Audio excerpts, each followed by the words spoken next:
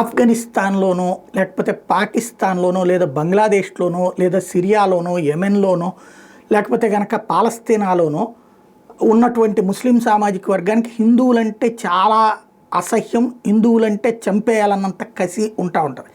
అందుకని అక్కడ పుట్టే ప్రతి సంఘము హిందుత్వాన్ని ద్వేషిస్తుంది, భారత్ని ద్వేషిస్తూ ఉంటుంది, కాఫిర్లు అజ్ఞానులు అంటూ ఉంటుంది.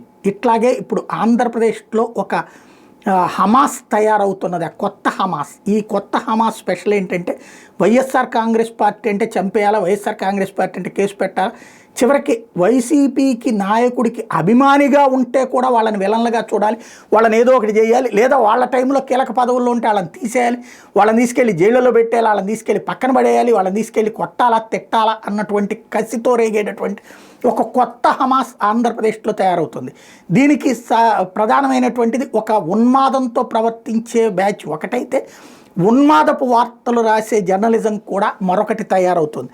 ఇక్కడ తాజాగా అరసవెల్లి దేవాలయానికి కేంద్ర మంత్రి వెంట గాయని మంగ్లీ. ఇది పాపం ఎవరో కేంద్ర మంత్రి రామ్మోహన్ నాయుడు, సిన్సియర్ తెలుగుదేశం పార్టీ కార్యకర్త, కంటిన్యూస్గా గెలుస్తూ వస్తున్నటువంటి వాడు కేంద్ర మంత్రిని, ఈవెన్ తెలుగుదేశం వాడైనా సరే మంగ్లీ అనేటటువంటి సింగర్ ఎవరైతే ఉందో అమ్మాయి వీరాభిమానట జగన్కి, కాబట్టి అలాగే వైఎస్ఆర్ కాంగ్రెస్ పార్టీకి పాటలు పాడిందట.